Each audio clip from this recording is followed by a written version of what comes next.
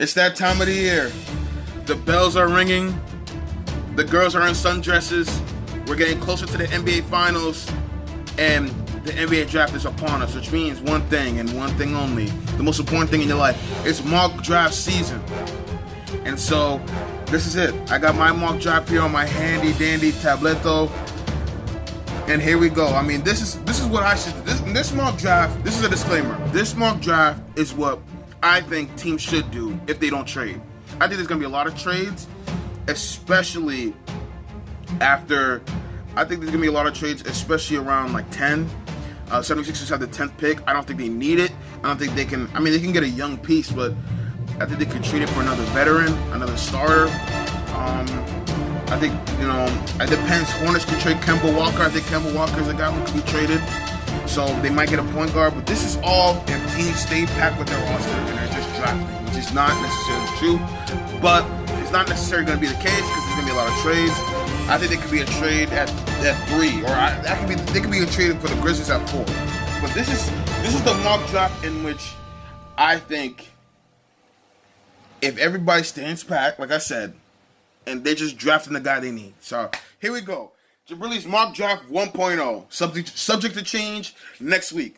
But here's my mock draft as it goes. Phoenix Suns. They will draft DeAndre Ayton. Big man out of Arizona. He's got an NBA body. He's big. He's a decent shooter. Can hit the mid-range. Good post game. He's tough, big. He's big. I said big like 3 times already because he's huge. Everybody wants to play this small ball. You're not going to beat the Warriors playing small ball. You're going to beat the Warriors by, you got to look at the long term. You're going to beat the Warriors. The team that eventually knocks the Warriors out and becomes the next great dynasty is a team that's going to value post game, value inside game over 3-point game. That's styles make fights. That's one of the reasons why Houston's struggling with Golden State, because they want to be like Golden State. You can't beat Golden State trying to be like them. All right, so I think Cleveland's not gonna. Cleveland has no shot. Cleveland just tosses up threes and all that. You know what I'm saying? So DeAndre Ayton from Arizona, kind of the hometown kid. I don't think he's from Arizona, but DeAndre Ayton's number 1 pick. Don't even get cute with it. He's number 1 pick. Number 2, the Kings. Now I heard people are gonna trade down because they don't believe in Luka Doncic or the EuroLeague and all that. That is BS. That's blowing up smoke. That's what every team does. That's what Boston Celtics did last year.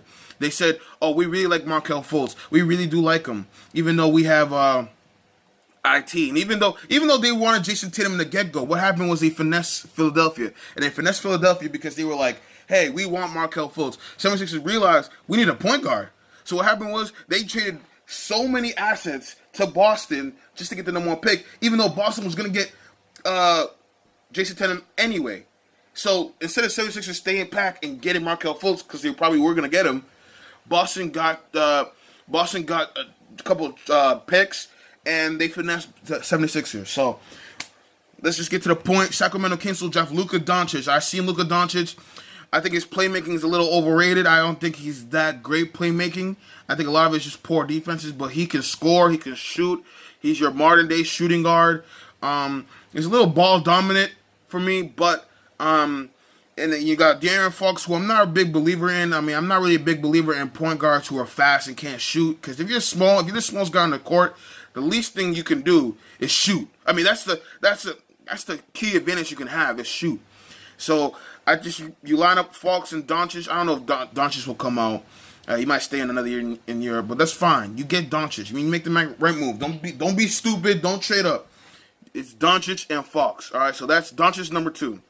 Number 3. Now a lot of people say Jaren Jackson Jr. I don't believe in him. I think the Hawks right now, you need to go for the devil you do know. You're in for a long rebuild. No one envies your position.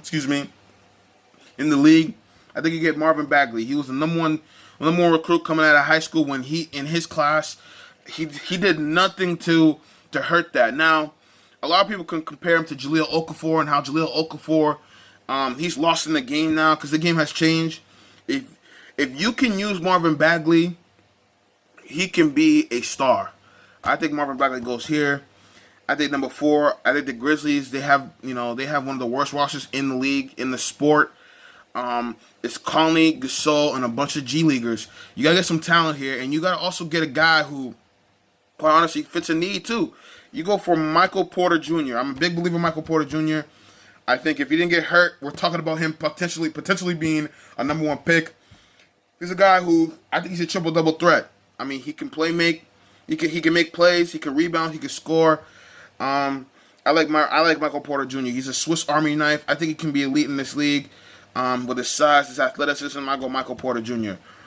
Number 5, the Mavericks will pick up. They have the point guard of the future. The big man Dirk is no longer a star. So what you do, you go after Jaren Jackson Jr., who's a prospect. He's the biggest unknown in this draft. He's the biggest project in this draft. But you're the Dallas Mavericks, and it's up to Mark Cuban. Does he want to? He said he was done with tanking this year. If you're done with tanking this year, you trade this pick and you try to get a starter. But I don't think you should do that. I think you should get the project, get a guy who maybe can replace Dirk. You know, in the long term, who knows? I'm not a big believer in Jaren Jackson Jr., but everyone believes in his potential. So I think the Mavericks will pick him up, unless they trade it. Number 6, the Magic have one of the worst offensive teams in the league. They need offense, and they're going to pick the best player on the board. And to me, at this point in time, you need a point guard. You go Trae Young. Trae Young, there's a lot of flaws with Trae Young's game. They call him Steph Curry. Listen, that's cute and all. He's very similar to Trae. He's very similar to Steph Curry. But there'll never be another Steph Curry. Just like there'll never be a Michael Jordan. You know what I'm saying? Now, Kobe Bryant was a remix of Michael Jordan. And maybe this kid could be the remix of Stephen Curry. But I'm pretty sure that there will never be another Steph Curry. Now, this Trae Young guy needs to work on his efficiency. He's not efficient at all. He, takes a lot of bad shots, holds the ball a lot, has a lot of turnover prone. But one thing I like about him is shooting range. He's a good ball handler. He's got to be more efficient though. But if you're the Magic, you need offense. So why not take a chance on this kid and why not give him the keys for a season with Aaron Gordon and you see how it goes. Bulls will pick up Mohamed Bamba, long, tall guy, not really a good shooter. He's improving in it, but he's just a long, tall guy who's a big man. You need a big man. All the big men on the Bulls are washed. So I think Mohamed Bamba is 7th. I think 8th. Cavaliers, if they don't trade this pick, they're going Wendell Carter. Wendell Carter could go to the Bulls. I think they'll pick up Mohamed Bamba because of the size and the length, and he's better right now. Wendell Carter has a lower ceiling, but he has a higher floor. I think the Cavaliers will pick up Wendell Carter. I think my Knicks will pick up Mikal Bridges from Villanova. He's a 3-and-D guy. Hopefully, best case scenario, he turns out to be Kawhi Leonard. Most likely, he'll turn out to be, I don't know. Maybe he turns out to be a Kawhi Leonard. If not, at least we got a nice 3-and-D guy. I'm here the next round in love with Trae Young. I'm not sure. I'm not even going to touch that yet. But all I know right now, they're going to pick up Mikal Bridges, get a 3-and-D guy. 76ers will pick up Miles Bridges if they don't trade this pick. Athletic guy. He can score. He's not that efficient. Needs to work on that. But you need scoring. You need a guy. I mean, Ben Simmons can't score. Joel Embiid's the only guy you can really count on for 20 points consistently. And, I mean, imagine that. Ben Simmons, Miles Bridges, Joel Embiid, Dario Saric, Markelle Fultz, if he reaches his potential. That's an explosive lineup. That's dangerous. I'm picking Miles Bridges at number 10. The 11, I think freshman Kevin Knox from Kentucky. He's a project. He's you know what I'm saying? I don't know much about this kid. All I know, he's a project. He's the best. He's the most talented guy on Kentucky. And it was a down year for Kentucky, but he's the most talented guy on Kentucky for about all the way until March, and then that was the Alexander kid from Kentucky. So number 11 is Kevin Knox. Plus they have Kemba Walker. I think Kemba Walker will get traded at the draft, and if he does get traded, I think Colin Sexton will fit here. But this is not considering drafts. I might do that in 2.0 next week, but I'm going Kevin Knox at 11, and I'm only doing lottery picks. Number 12, Clippers, I think they go Colin Sexton. They have this 12th pick and a 13th pick.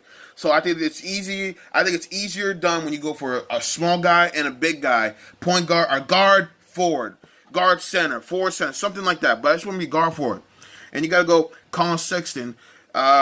He's a guy, once again, he's an athletic guy who can't shoot. De'Aaron Fox type of build. I'm not a big fan of point guards who are athletic and can't shoot. This is a shooting game, and if you're the smallest guy on the court and you can't shoot, it's a disadvantage. You know what I'm saying? So I got Colin Sexton, though. You take a chance on him, maybe he's good. You know what I'm saying? So I'll go Colin Sexton. Plus, he was true and Trae Young in our matchup early this season. And then I'm going Clippers. They're going to go pick up a big man after a guard. It's going Robert Williams from Texas A&M. This guy's a beast. I think he could be a sleeper. He could be the next Donovan Mitchell, possibly. I'm just saying. I'm just putting it out there. He's a beast. He killed North Carolina. Him and Texas A&M killed North Carolina in that matchup in March Madness. He's a big man who can rebound. He's got a nice post game to him. He's a big body. He's a nice talent. Take a pick on him, man. These are both two needs. I mean, I don't think the Clippers are going to keep DeAndre Jordan for long. I think DeAndre Jordan could get drafted too at this time, around this time. So make sure you keep in lock for that. And finally, the 14th pick, the Nuggets. They will draft the point guard for them from Kentucky. He was the best player on that team in March. Led them to an SEC championship and led them to, I think, Sweet 16. They're going with Shai Gilgeous Alexander. I can't even pronounce it, but whatever. Shai Gilgeous Alexander. He's a good project.